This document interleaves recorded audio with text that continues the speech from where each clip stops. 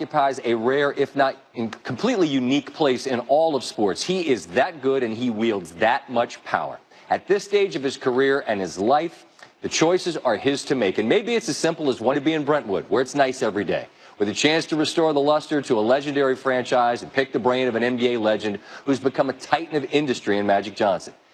LeBron James's presser will provide him the opportunity to provide us with some clarity about how he arrived here in Los Angeles, but here we are. LeBron James is a Los Angeles Laker for what ought to occupy the final act of his NBA story. Unlike Cleveland, where he was the story and helped them win their one title, the Lakers have got 16 of them, and they've got so many legends. Wilt and West and Magic and Kareem and Shaq and Kobe, and I'm being real stingy here because there are so many more.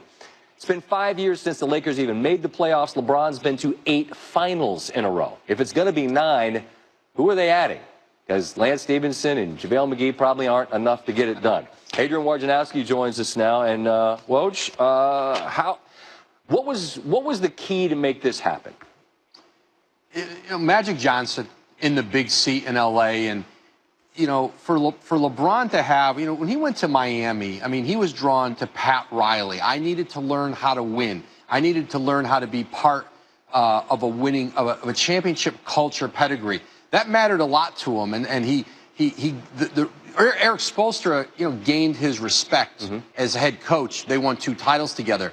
But I think Magic in that big seat in L.A., not just what Magic represents as a player, one of the greats all time, synonymous with the Laker uniform, but what he has done as an entrepreneur. He is this gold standard for the great athlete becoming a mogul.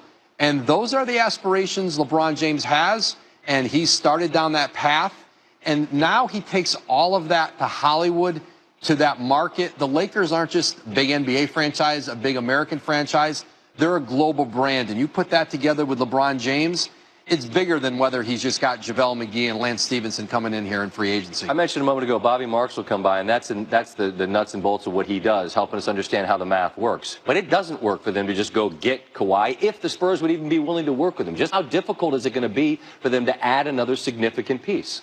Well, much more difficult after the Caldwell-Pope deal today, $12 million into the cap. Bobby will go through all that. But it does become more difficult to get Kawhi Leonard. And what I'm told is Kawhi Leonard remains focused on wanting to get to the Lakers, not just Los Angeles, but the Lakers. And he can do that in free agency next summer. And LeBron is signed long-term. They last year took for granted with Paul George that he would come in free agency this year. They did make a big offer to the Pacers. He goes to Oklahoma City, he stays. What if Kawhi Leonard gets traded to Philly or Boston, loves his time there, wins big, gets to the finals?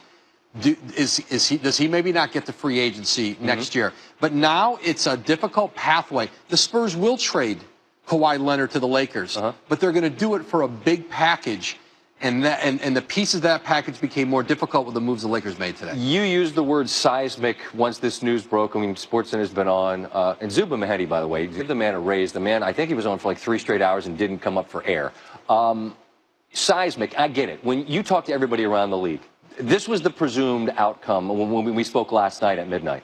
But what was the reaction to the reality? I think even seeing LeBron up there in the uniform, I think it takes people's breath away because the Lakers are the sleeping giant of the league. And when it's right there, when it's being run right, everyone should want to go there and play. There's no better place to play. And they're going to be able to attract players there. And I had one general manager in the East say to me tonight, like, the league is going to start pushing again for that 1 through 16 playoff seeding because the West, look at the talent drain from east to west the last few years. Paul George, Jimmy Butler, and now LeBron. Boston and Philly are set up, and Toronto's still very good. But it's LeBron in that arena, wearing that uniform. For the league itself, it makes it all bigger. It really is. It really is. I'm with you with the jersey, and I can look over my shoulder and see it. It was one thing to talk about it, but now you start going, okay, that's where he's gonna be in those Sunday whites, right? I mean, that's a clean look, and he looks good in any jersey he's wearing. Shaquille O'Neal, Kareem Abdul-Jabbar, Wilt Chamberlain all went east to west and won championships in L.A. Well, appreciate the time. Thanks, Scott. All right, we welcome in Brian Windhorst now, and Brian, Your reaction last night told the story. You said you weren't optimistic about this. So in Cleveland, where they could see it coming, the reality for them is taken how? They've known this is coming. This was a respected secret because those of us in the media, we knew we didn't want to be wrong and we wanted to give LeBron his space. But we've known for days. The Cavs have had a pretty good idea for days. The Lakers have had a pretty good idea for days. Those close to LeBron have known for days. It was just a matter of they had to execute the meeting that they did, that had to go well with Magic. It did go well, which of course it did.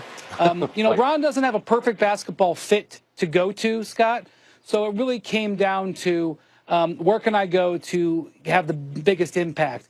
He's not going to beat the LA. He's not going to beat the Golden State Warriors with what the Cavs had, and so he's probably not going to beat them with this particular Lakers team with what he has.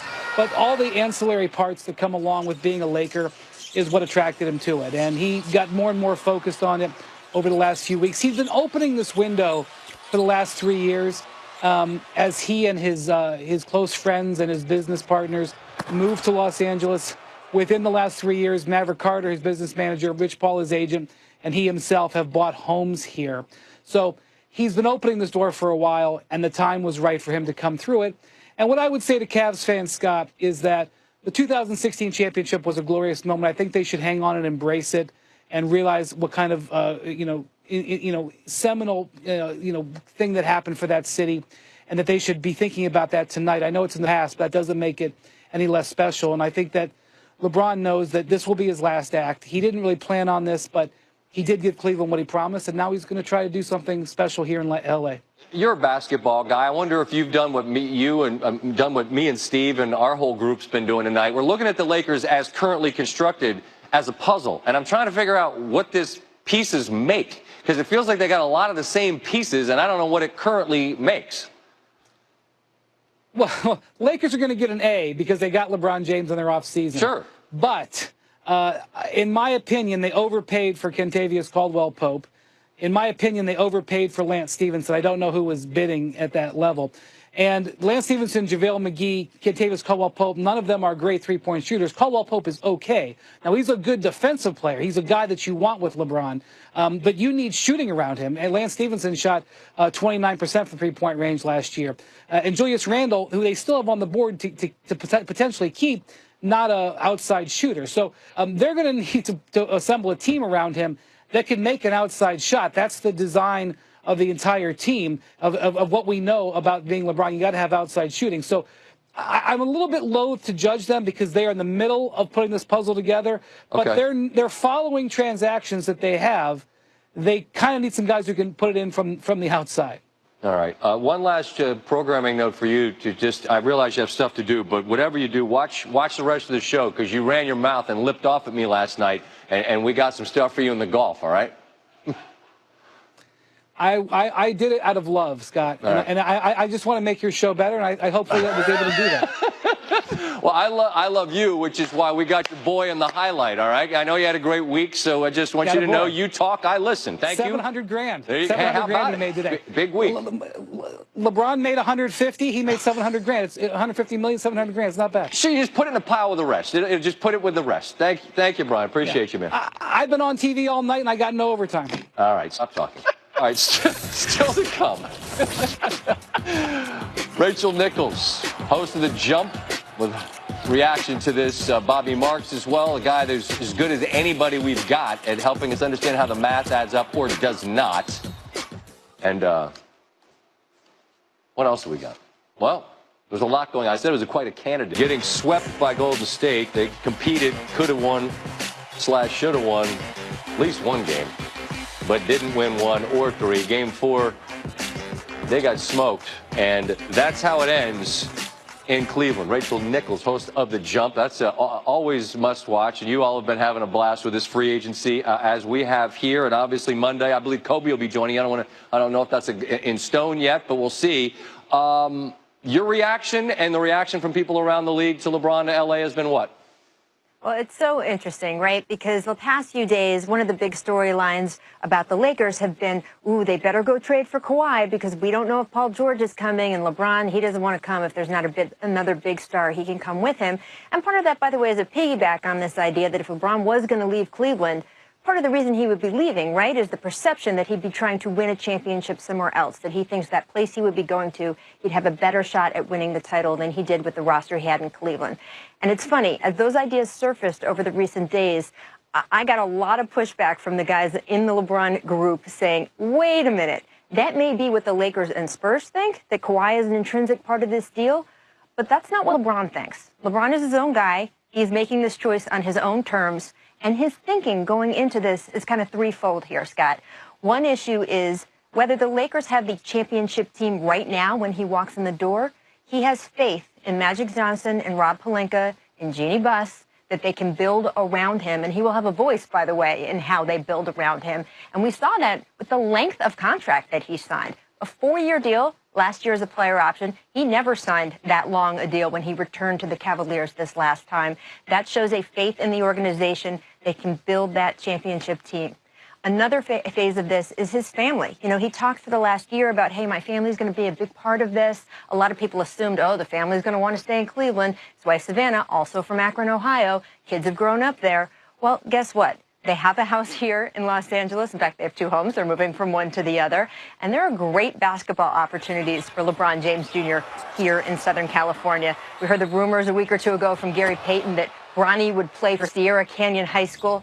Guess who plays for Sierra Canyon High School? Scottie Pippen Jr. plays for Sierra Canyon. Kenny Martin Jr. plays for Sierra Canyon. We have Scottie Pippen on the jump all the time, Scott, and he wouldn't knock down that Gary Payton rumor. He said, can't knock it down. So we had that as a little bit of a clue.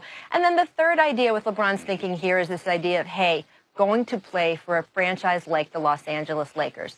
The prestige there, the idea that he could come there and build something. And it is fascinating that after all of this, quote, ring-chasing super team sort of experience the NBA has had in recent years, it started with Miami and the Heat and the way they put that squad together and Kevin Durant going to the Warriors. We had Paul George say, I want to stay in Oklahoma City, even if this isn't a slam dunk to win a title. Right. We have LeBron saying, I'm willing to go to the Lakers by myself. It's a different era in the NBA. Rachel, this is someone you know very well, and I have made this comment the last couple of nights, very, very far removed. I don't know the man well at all outside of shooting a commercial and having him on occasion here on the show. I sense that there's this clarity that comes from being above the fray, from being above the concern about how you're perceived and what people on our show and your show and morning shows say about him, and being a father and seeing the world through the eyes of Bronny and his boys and his children, his daughter as well. You know him. Do you sense that there's clarity where there wasn't before as it relates to making a decision about where he's going to play? Absolutely. There's no question about that, Scott. And the fact that this is going to be a transition phase of his career. He is signing to be in Los Angeles, in effect, from the age of, he's turning 34 at the end of this year, to a time where he'd be turning 38 years old. That is clearly the end of his NBA career, and then maybe last a little bit longer if he wants to play in the same league as LeBron James Jr. We'll get to that. But the idea that he knows he's not going to be the best player in the NBA forever, that could have been decided for him if he had stayed in Cleveland. Maybe he would have been knocked out of those finals appearances in the East. He's taking control of that narrative now. He knows by going to the Lakers, probably won't make the finals this coming year. That streak is going to end. But that streak is ending on his terms, his way. That is very interesting to me, and yet another thing LeBron has been able to pull off in this crazy career he's had. And I'm sure you'll be sitting down face-to-face with him. It won't be hard to track down. He's right there in the same town as you. We look forward to hearing that conversation when it comes to it, and we appreciate the chat as always tonight. Look forward to watching you guys tomorrow. Thank you. You got it. That's Rachel Nichols.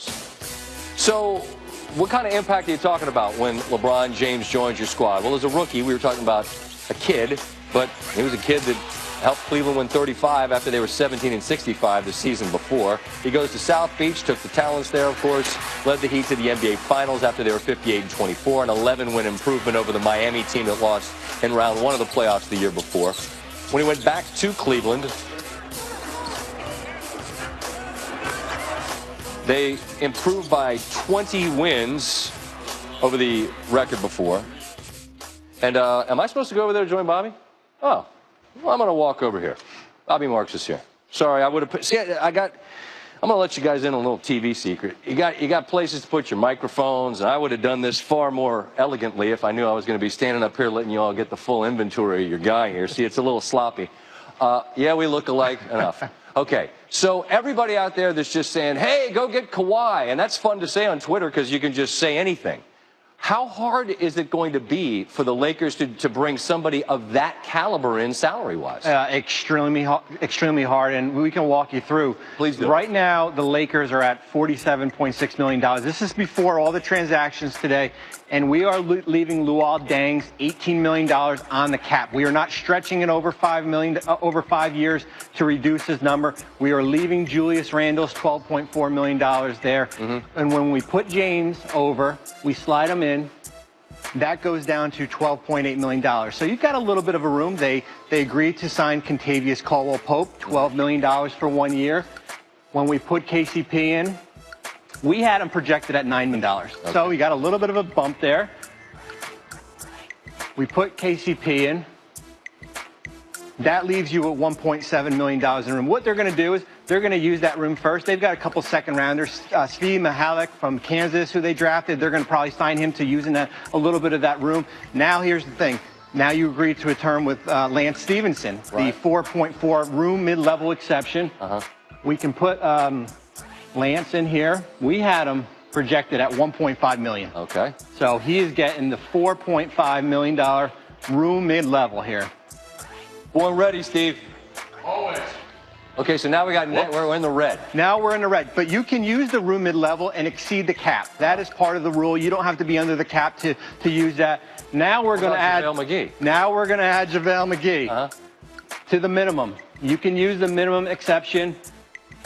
JaVale McGee, $1.5 million. You can use it and exceed the cap. And now this is your Laker team right now. LeBron, Luol Deng, Julius Randle still on the roster. And when you were with us earlier tonight and you were talking me through this and you were explaining how if they were going to deal with the Spurs, right, and they could have moved a couple of firsts and some attractive pieces, but that can't be done now. Why? It's going to be extremely difficult. Never say never, but this is going to be a hard path. Luol Deng, that's non-negotiable for San Antonio unless you want to throw in 3 first-round picks, and I don't think the Lakers are willing to do that. Julius Randle, you have that hold there. That is counting against the cap. And when you look at it, when we scroll through here, you have Lonzo Ball, Brandon Ingram, Mo Wagner, who you just signed. You can't trade him for 30 days. Kuzma be very attractive, had a great rookie season. Josh Hart. You can combine all those, and that gets you to $18 million. But you basically have to clear out all your young players here. So you have to get rid of everybody. You got to get rid of everybody because you are not a team under the cap right now. And you'd have to do the same thing to get Boogie Cousins. Boogie Cousins is unrealistic. Okay, so everybody out there that's saying that's what you want to do, you can't do it. So you have to find a different path. You will. Okay, or wait till next summer. Well, when you have a max salary slot. There you go. All right. See? Bobby, thank you.